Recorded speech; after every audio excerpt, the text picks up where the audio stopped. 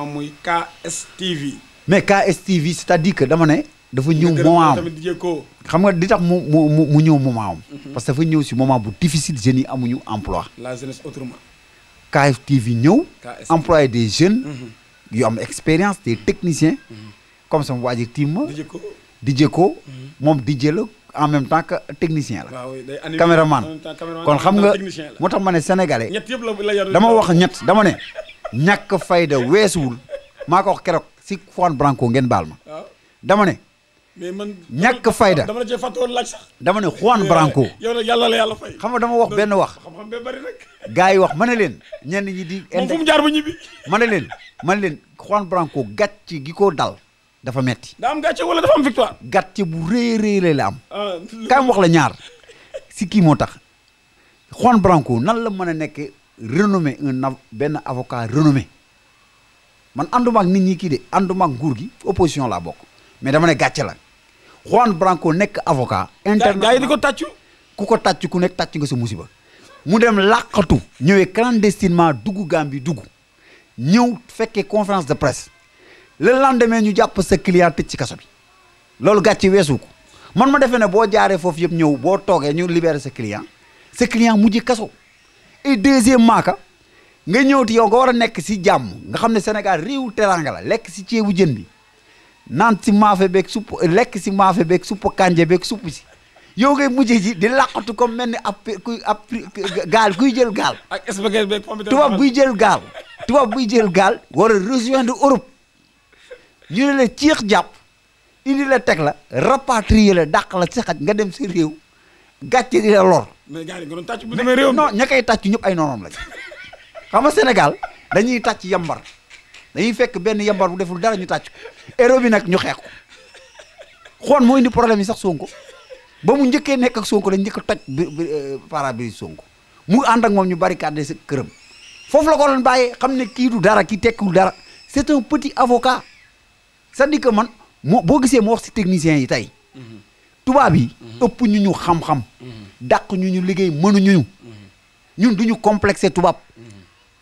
complexé tubaab yi ñooy topp Juan xam nga Juan lu mu ñu jàppee woon nègre mooy tubaab bu ñëw si biir ay nègre am mu ñëw nègre yooyu tënk ko ne ko refoulé ko fuutu door munu ko toloore affaire bi metti ko mu ne dinaa ñëwaat pour humilier leen far mu ñëw kam doon kii ñu dóor ko si kaso bi moom it ñu jàpp ko rapatrier waat ko te xam na ni fii ay ñu avocat yu ko mën ñoo fi nekk ñëwal Sonko kenn kuy siré lii rek weyam du moromu Juan Branco moo tax ma ne il faut que sénégalais xool gis nga Afrique pour mu dem complexe bi dafa war a deñ waxoon naa ko ci France dégage nee naa leen le mot n'est pas bon parce que boo ne France dégage groupe bi toog foofu bu leen ambassade de France woowoon may leen visa ñu dem bàyyi la fa tey ji bu ambassadeur ñëwoon tëll ne yéen ñu toog ci salle bi yëpp maa ngi leen délivrer visa ka fa toog naan France dégage am na nu muy demee sax day njëkk a tëji visa bi parce que esprit de complexe yooyu lañ yor tubaab yi jaratuñu xoola amatuñu ils sont recettes lu leen yor seen dëkk yi amuñu ressources yu ñu am xam nga lu ñu manqué ñun mooy qualité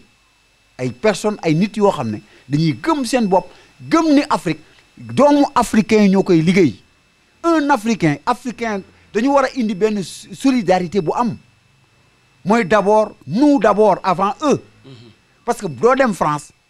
Juan Branco li mu def ni tey ji yow booy dem France tey ji amoo visa bu ñu lay rapatrier ni lay def lu ñaaw la suñu ba gaal yaa ngi nii di dem mais c'est le moment que Afrique won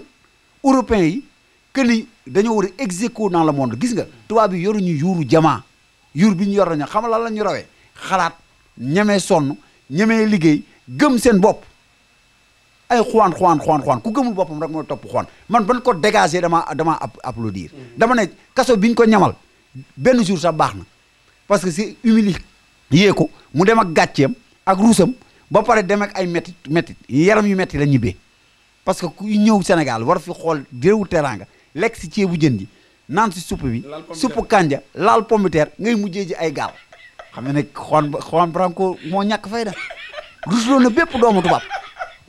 mais président tàggool waaw maa ngi lay sant di la gërëm di wax ne rek Sénégal nii la benn bopp la ke mun ko ñaar